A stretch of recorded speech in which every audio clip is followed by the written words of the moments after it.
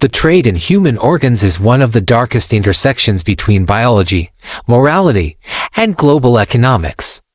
It is a subject that most people know only through rumor, urban legend, or the occasional sensational headline about a black market kidney sold in an alley. But behind those stories lies a vast and structured system, one that is both more organized and more brutal than most would ever imagine. The economics of human organs is not just about desperate buyers and sellers. It is about geopolitics, medical innovation, global inequality, and the unrelenting logic of supply and demand. The story begins with a fundamental fact: the human body contains parts that can be transferred, transplanted, and monetized. Kidneys, livers, hearts, corneas, lungs, all of them are both medical miracles and economic commodities. The medical side of this reality is relatively new. The first successful kidney transplant was performed in 1954, but the economic side is ancient, rooted in the oldest forms of barter and exploitation. The moment humanity learned that one person's organ could save another person's life, the seed of a market was planted. And as with any scarce resource, once survival itself could be bought and sold, demand exploded. By the late 20th century, organ transplantation had moved from experimental medicine to mainstream practice. In the United States, in Western Europe, and in Japan, transplant surgeries became more common, survival rates improved, and waiting lists began to grow. But the number of available organs did not keep pace. In the U.S. today, over 100,000 people are waiting for organ transplants, with kidneys making up the overwhelming majority. Every day, an estimated 17 people die waiting for an organ that never comes. This gap between supply and demand is the crack through which the underground economy thrives. On paper, most countries ban the sale of human organs. The United States National Organ Transplant Act of 1984 criminalized the sale of organs for valuable consideration. The World Health Organization has repeatedly condemned organ commerce, urging nations to adopt systems based on altruistic donation. And yet, beneath the surface, an alternative economy emerged: a global black market where organs flow from the poor to the wealthy, from the desperate to the privileged, from the periphery of the world economy to its core. To understand this system, one must first grasp the basic economics of scarcity. A kidney is not like gold or oil. It cannot be manufactured, mined, or artificially reproduced in large quantities. It can only come from living or recently deceased human beings. This makes it the most intimate of commodities, the literal flesh of another person's body. Scarcity gives it enormous value. In the United States, the value of a kidney, measured in medical terms, is estimated at around $260,000 in lifetime benefit to the recipient. On the black market, however, the kidney of a poor man in South Asia might sell for as little as $1,000 to the donor, and as much as $150,000 to the final recipient in the West. The spread between those two figures is where intermediaries, brokers, surgeons, hospital administrators, organized crime syndicates extract their profits. Consider India, often described as the hub of the kidney trade in the 1990s and 2000s, in impoverished neighborhoods outside Chennai. Entire communities became known as kidney villages. Recruiters targeted debt-ridden families, promising quick cash in exchange for a kidney. Many were told they would recover quickly, that the surgery was harmless. In reality, many suffered long-term health consequences. The transaction was almost always coercive. Desperation forced the sale, brokers manipulated the terms, and hospitals turned a blind eye. In one infamous case, police uncovered a network in Gurgaon in 2008 where hundreds of poor laborers had been tricked or forced into organ removal, while wealthy patients from the US and Europe flew in for transplants.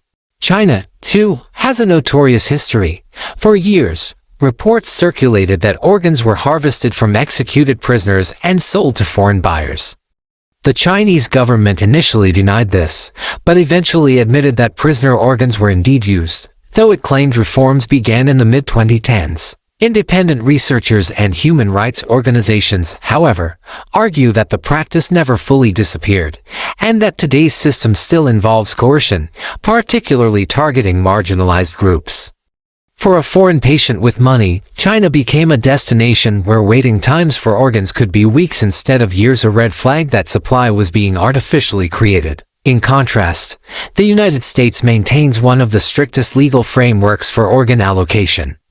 All transplants must go through the United Network for Organ Sharing (OS), and buying an organ is a federal crime. Yet even here, the black market lurks. Wealthy patients sometimes manipulate the system by registering in multiple states to increase their chances of receiving an organ, or by traveling abroad as transplant tourists. Meanwhile, poor Americans sometimes cross borders to sell plasma or eggs legally, raising the question, why is it legal to sell some bodily tissues but not others?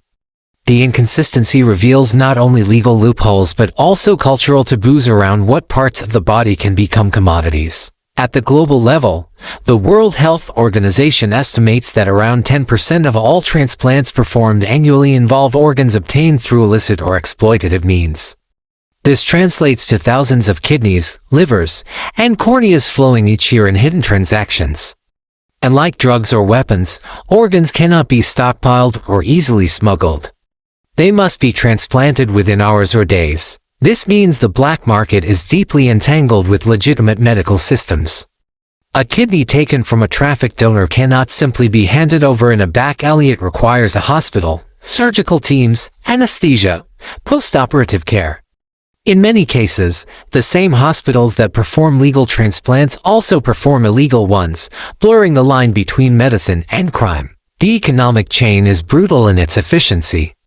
At the bottom are the suppliers, poor individuals, often from rural areas, often burdened by debt.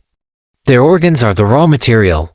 Above them are the brokers, middlemen who recruit, coerce, or deceive. They connect the suppliers with hospitals and surgeons. Surgeons and medical staff, whether complicit or ignorant, provide the technical expertise. Hospitals, sometimes private clinics, sometimes larger institutions, offer the infrastructure. At the top of the chain are the consumers, wealthy patients, often from abroad, willing to pay vast sums for survival. Every link in the chain extracts value, and at every step, the original donor is left with the smallest share, despite taking the greatest risk. The disparities are staggering. In Iran, the only country that has legalized kidney sales under government regulation, donors receive around $4,000 $5,000 per kidney, plus additional support from charities. In the black markets of South Asia, donors may receive only $1,000. In contrast, the total cost of a transplant to the recipient can exceed $100,000 in countries like the US. The asymmetry reflects not just exploitation but also the way value is constructed in this market. Survival for the rich is priceless, but the desperation of the poor is cheap. This first layer of analysis already reveals a system that is neither random nor chaotic. The organ trade is not a series of isolated crimes. It is a shadow economy with supply chains, price differentials, arbitrage opportunities, and predictable flows. It mirrors global capitalism itself, where resources flow from the global south to the global north, from the poor to the rich, from those with nothing to lose to those with everything to gain. What is sold is not just flesh, it is time, survival, the very boundary between life and death. If Part 1 revealed the outlines of a global shadow market, Part 2 must descend into its inner machinery, the criminal cartels, the loopholes of international law, the role of science, and the ways in which the entire system has become normalized under the disguise of medical progress.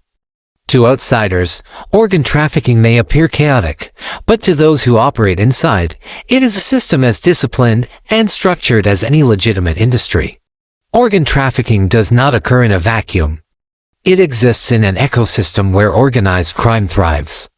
In South Asia, mafia-like networks dominate the trade.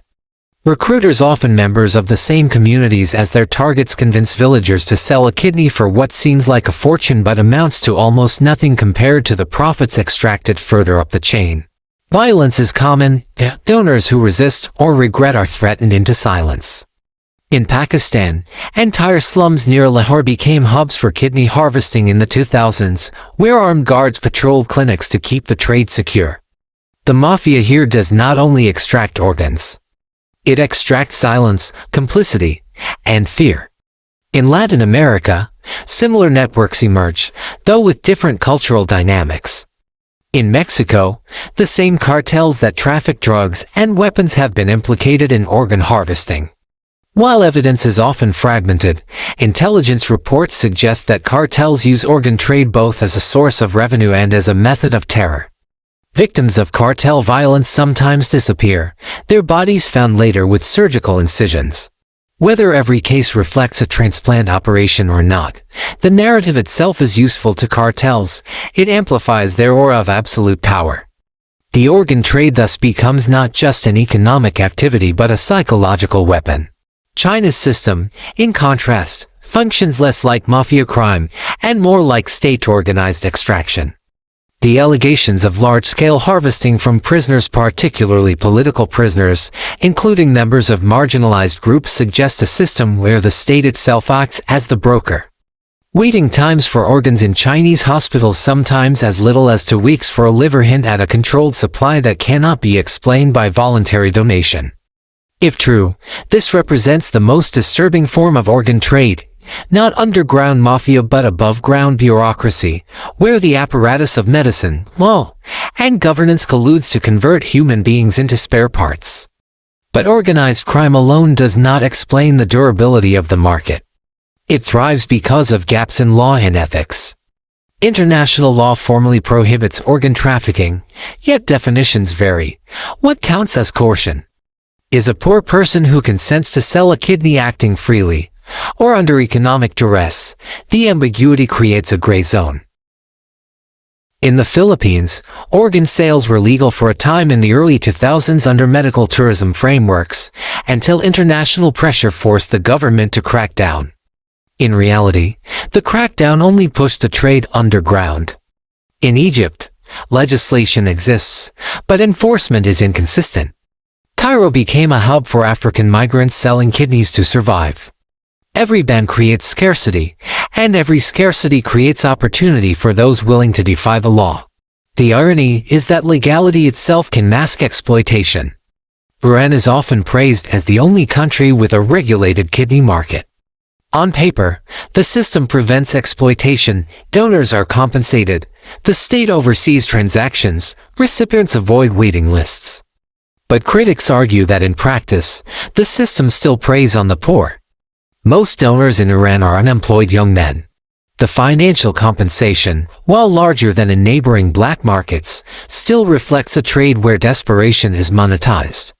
Legalization does not eliminate inequality, it merely launders it through bureaucracy. Technology complicates the story further.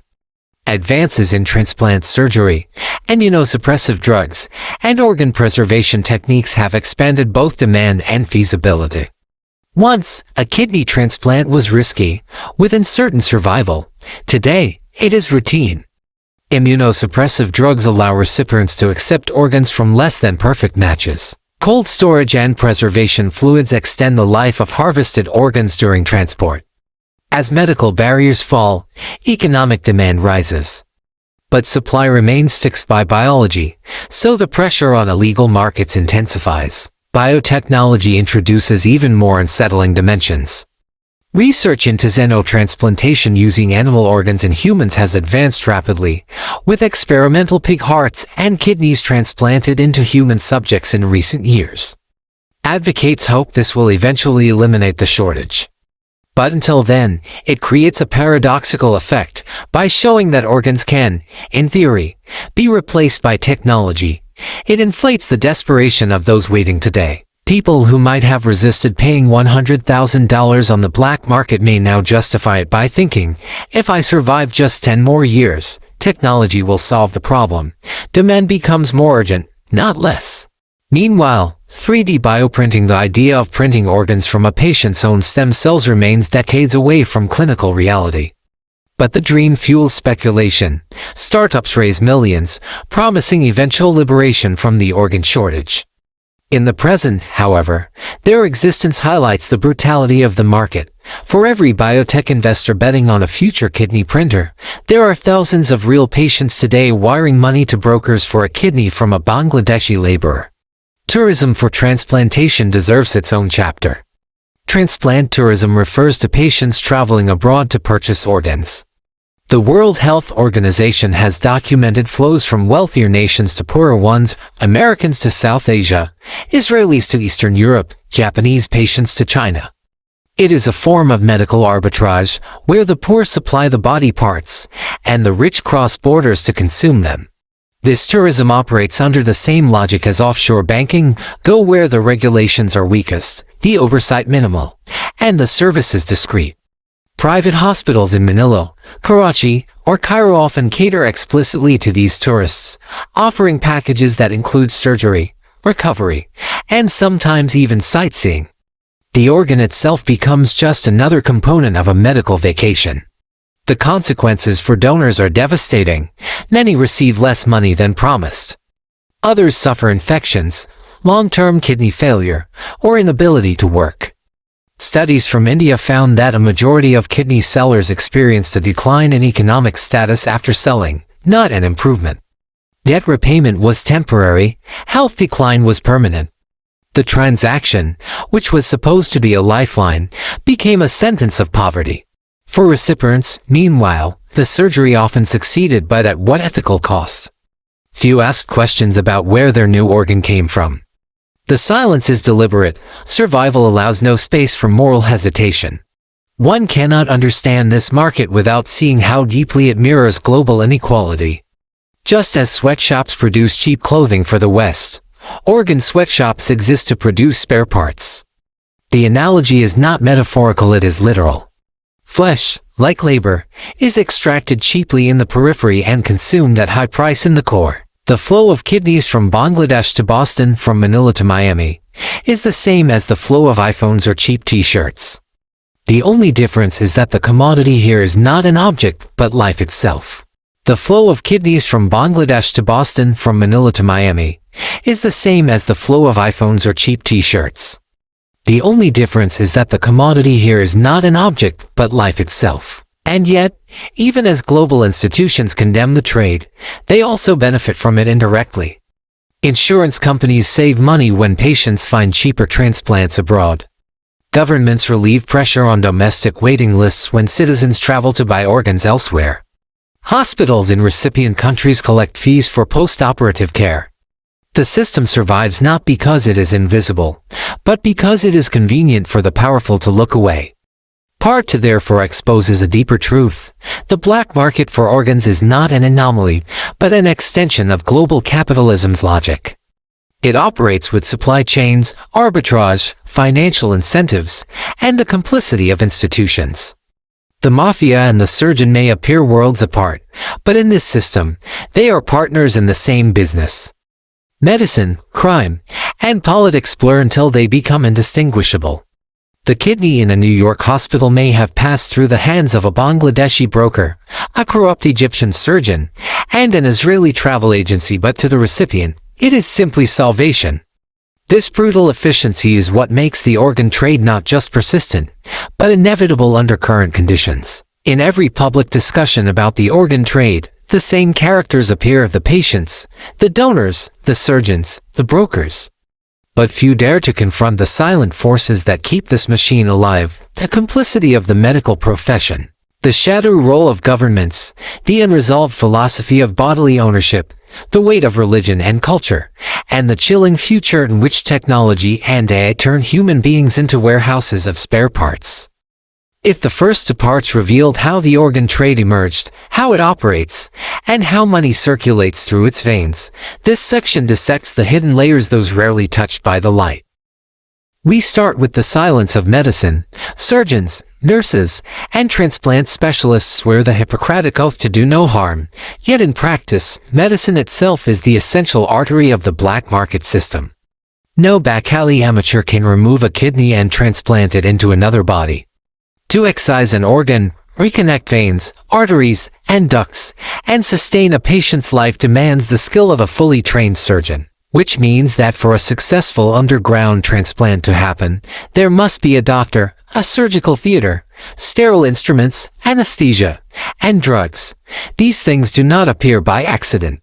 So why does the medical profession remain silent? The answer lies in dual interests. Some doctors directly profit from operating off the record. Some hospitals look the other way in exchange for bribes, and at a systemic level, global medicine tolerates the trade because black market surgeries are saving patients who would otherwise die waiting for a legal organ. Here lies the paradox: lives are saved precisely by collusion with the deaths of others. Next, the murky role of governments. At the national level, organ trafficking is officially condemned everywhere. Yet in reality, governments tend to prosecute only small-time offenders to maintain appearances, while large networks operate under protection. In some developing countries, police and health officials are bribed to allow organs to cross borders. At a darker scale, allegations suggest that certain governments harvest organs from prisoners, political detainees, religious minorities, running a state-sanctioned execution line disguised as medical necessity. International organizations protest, but evidence is buried. Economic and political power shields these nations from scrutiny. The state, meant to safeguard its citizens, can become the silent operator of the most brutal trade in existence. This leads to a deeper philosophical fracture. Is the human body a commodity? In economics, a commodity is anything that can be bought and sold. Labor is commodified when we sell our time and energy. Reproductive capacity is commodified through sperm, eggs, and surrogacy. So why not kidneys? Why does society permit one form of commodification and outlaw another? Philosophy calls this the question of bodily ownership. Do you truly own your body? If yes, then logically you should be free to sell part of it. If no, then your body in fact belongs to society, with the law as its custodian. This unresolved contradiction sits at the heart of the organ debate. Are we autonomous beings, or are we managed biological resources? Religion and culture reinforce the ambiguity. Many faiths declare the body sacred, untouchable, a creation of God not to be carved into merchandise. Yet prohibition often intensifies demand. When an act is banned, it doesn't vanish. Descends underground. In many cultures, donating an organ is a noble gesture, but the silence around organ sales hides a cruel reality. In impoverished villages, hundreds of young men sell a kidney for a few $1,000s and are then abandoned without medical care. Societies pray in churches, mosques, and temples, while across town a heart from a nameless corpse is being stitched into a rich patient's chest. This is collective hypocrisy, a form of mass denial, where civilization sustains the black market while pretending it does not exist. The future is darker still, because technology and AI are entering the equation. Bioprinting has already succeeded in producing liver tissue, skin grafts, even experimental kidneys. It appears humane: no donors, no trafficking, no exploitation. But who will control this miracle? Pharmaceutical giants. And once monopolized, bioprinted organs will not go to the poor, but to the wealthy willing to pay millions.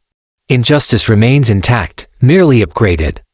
AI and digital health records introduce another dimension. With predictive data, insurers or governments could know exactly who will need a kidney, a liver, a heart before the patient even understands their condition. This data could be monetized, turning the demand for organs into contracts traded in advance. The black market may evolve into a white market, legalized, sanitized, yet fundamentally the same: the human body reduced to merchandise. This raises the ultimate question: what is a human being worth?